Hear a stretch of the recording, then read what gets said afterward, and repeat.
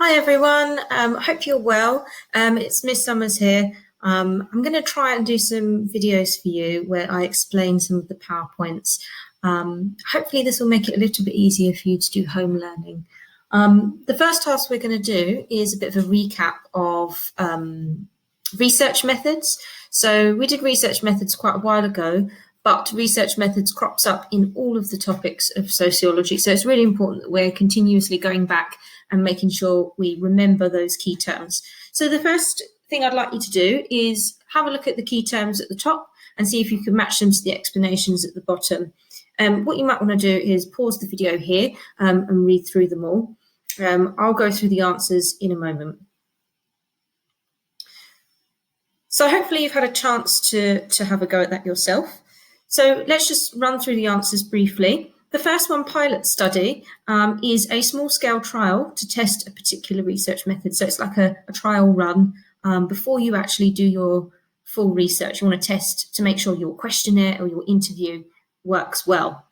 The second one, bourgeoisie, we should know this one. It's a term used by Marxists to describe the ruling class. We did that when we did families. Number 3, closed questions.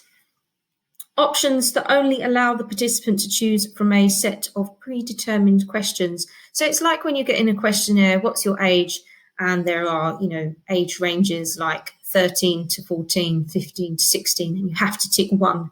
You don't get a choice as to what you choose. You can't write any sort of answer you like. Fourth one, time. So this is a practical issue that sociologists could face when conducting research. Remember that acronym TRAMP. Time, resources, access, money, and personality. They're all your practical issues. Literature review is when you do an analysis of all the research already carried out on a particular topic. So I'll look at what other researchers have done and I'll try and find a new angle. So I'll try and make sure I'm not repeating the same thing. Values is when you have informal rules about our behaviour. So remember that phrase, norms and values. Norms is normal and acceptable behaviour, and values is things that influence our behaviour. So a value in society might be to respect elders or to have manners. Snowball sample is when each member of a group of participants is asked to recommend somebody to take part. This is good when you don't have a list of potential participants. So if I'm researching drug users, there's not necessarily a list of drug users that I can just look up and ring them up. I would find a drug user and then ask them to recommend somebody to my research. Validity, research that gives an accurate picture of what is being researched. And reliability is when the research can be repeated exactly the same way to get the same results. Those two terms are often muddled up. So it's really important that you practice recalling the definitions of those two in particular. So on to today's lesson. You looked at functionalism last time. This is kind of an extension of that. So we're looking at schools as an agency of socialization. So remember, socialization is the process of learning norms and values. Primary socialization is done at home, but secondary socialization is done in other institutions as we get older. So school is an example of secondary socialization. So I've got some key terms here for you. You might want to copy them into your glossary of your exercise book if you've got that with you, or do it on paper. Then you can glue it into your exercise book later. So meritocracy is a system of rewards that rewards hard work rather than inherited status. So it's the view that if you work hard, you'll be successful. Formal curriculum, that's what we're doing right now. The timetable subjects that are taught at school: English, maths, science, sociology. And then the hidden curriculum is things that are taught to us, but they're not on our timetable. So we'll look at what that means in more detail later. So the first sociologist I want us to look at is Durkheim. So Durkheim says one of the functions of school is to create social cohesion. So social cohesion is essentially when we are all brought together, we all have the same norms and values, we all feel part of something bigger than ourselves. So he says education creates social cohesion. And in particular, if you look at the information on the left, he's saying in history, we learn the link between us and the rest of society. And history helps to create social cohesion. It helps us to see that we're part of something bigger than just what goes on in our everyday lives. You might also think about things like PSHE. Now, PSHE has lots of different topics, but ultimately all of the topics are there to try and get us to have the same norms and values. If you're learning about bullying, we all agree that bullying is a bad thing. It helps us to perhaps recognise bullying and support one another. So it's really teaching us the same norms and values and helping us to feel part of a community. With regards to social cohesion, if you think about schools, if somebody is at school and they do something that isn't really in keeping with the norms and values of the school, they're punished. So the reason why they're punished is because misbehaviour could have some sort of damage on society later on. So that's why rules are strictly enforced to try and get children to learn self-discipline and see that misbehaviour damages society as a whole. If you're somebody who goes out and does antisocial behaviour, it's going to have a knock-on consequence for the rest of society. And that's why Durkheim thinks education is so important. He thinks schools are there to instill discipline, self-discipline, yeah? So you regulate your own behaviour when you're out in the wider world. If you think about assemblies as well, so that fifth question there, apart from subjects that Durkheim mentions, how else does school teach norms and values to create social cohesion? If you think about assemblies, the whole reason why we meet and sit and have an assembly is to try and create a sense of belonging. And actually, that happens quite a lot in our school, because we have also the different year groups, but also the different shirt colours. There's definitely a sense of social solidarity between people of the same shirt colour. So, often people refer to students in our school by, their shirt colour, blue shirt boys, blue shirt girls. It creates a sense of community. You're part of a wider group. There's a challenge task there. Can you think of ways schools does not create social cohesion? And can it create conflict? I'm sure you can think of ways. If you think about just your own experiences, have you ever seen conflict at school? Have teachers ever perhaps introduced a topic to you that perhaps is controversial and has created tension in the class? If you want to answer that challenge task, you can also jot that down in your notes. So the second thing that functionalists talk about, Parsons in particular, is meritocracy and role allocation. So these are two functions that are quite important for education. So meritocracy, firstly, just means, if you go back to those key terms that I mentioned at the start, it's where you're rewarded for your hard work. So you can see it there in the second part of the information. Status is achieved on the basis of merit. If I work hard at my GCSEs, I will get the best grades. And he believes Parsons everybody has the same chance of success. So it doesn't matter where you come from, what your background is, if you're rich or poor, what your ethnic background is, it doesn't matter. He thinks everybody's got that same chance of success because everyone's got the opportunity to work hard.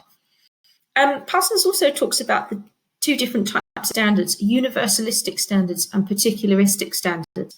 So particularistic standards are those that can be applied only in your own home. So within the family, we have very particularistic standards. So an example of this might be, I have a particular standard in my home that when people come into my house, they take off their shoes. Or I have a very particular expectation that we sit at the dining table to eat our dinner.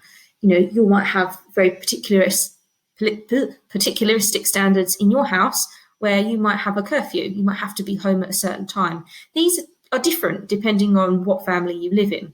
Whereas universalistic standards are the standards that education sets, and they are the same for everybody. So universalistic standards could be your qualifications. Everybody sits the same exams. Everybody is judged by the same criteria. And what Parsons is saying is that in wider society, we mostly have universalistic standards, and the role of education is to prepare us for that. Parsons also believed that schools functioned as an important mechanism for ensuring that individuals are selected for the right jobs. So that's what that means by role allocation.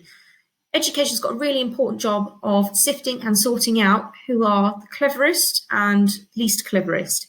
And those that are the cleverest arguably get the most important jobs. They come out with the best qualifications and employers will select them for important jobs.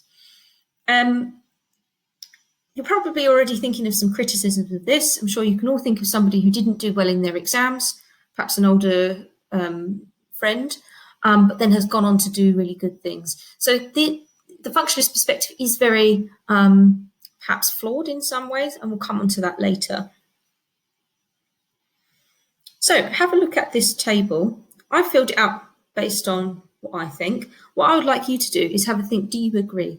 So have a look at those 4 functions: social cohesion, teaching skills for work, role allocation, and meritocracy. Do you think schools are successful in performing these functions? So I've said yes for most of them. What do you think? Do you agree? Are there ways that you think perhaps they fail? Do you think schools really do teach us skills for work? That's the one that I've put to an extent, because I think basic skills generally are taught to us. If you think about English, maths, science, you come out with qualifications in those. But specific skills for each job are obviously not taught at school. So we can say that it does to some extent teach us skills for work, but perhaps not all. Have a look at the others. You might want to pause the video at this point and just fill in your own ideas. So, criticisms of the functionalist perspective. So, do schools create social cohesion for everyone? So, I'm just going to show you a clip, and this kind of helps us to think about this idea. Oops, bear with me. So, it's about the effects of bullying, and this is one of the main criticisms of this idea that schools are, places of social cohesion.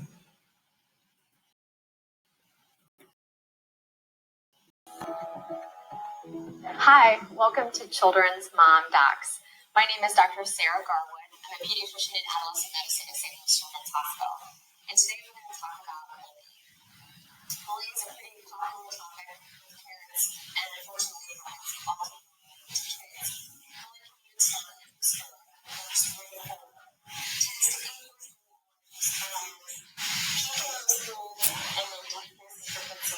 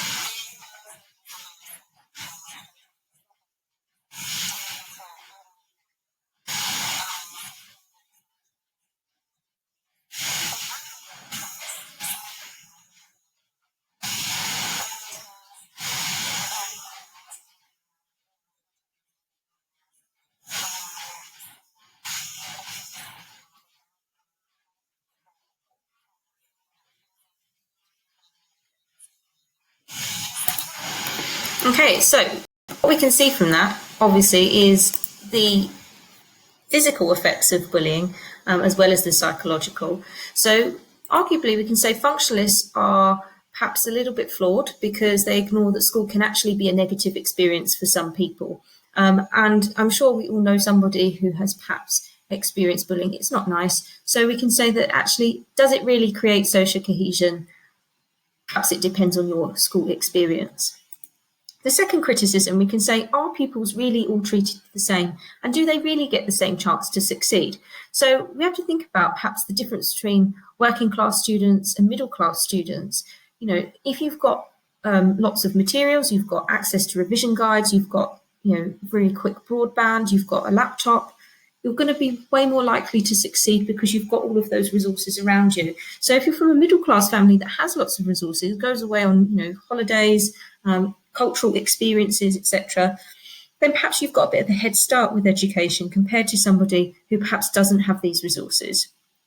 There is a clip there. I did show it to you before. It's the clip where everybody races and some people are asked to step forward and they're given a head start in the race. I'm not going to show it to you again because you have seen it before, but I will email this PowerPoint out to you so you can click on it and watch it for your as my to say is that functionalism is a theory because actually the idea everyone has a chance to success is clear. Some people want advantages than others. So rich advantages of success for students because they can afford more books, healthy food, clothing, quality housing, etc. Imagine if you perhaps couldn't afford healthy food, you're more likely to have health issues. That means you're more likely to have time off school for things like hospital appointments or long periods of absence due to illness. So there are lots of factors linked to lack of finances and lack of money that can lead to educational disadvantage. So we can criticise functionalists. Not all students do get the same chance to be successful.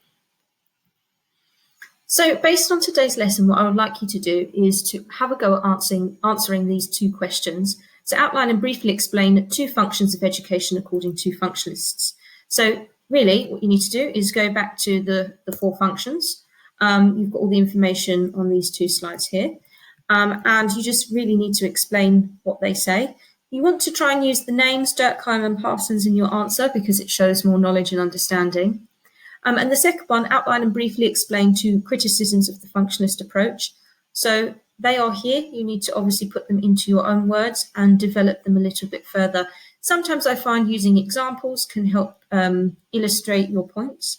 So you might want to consider doing that.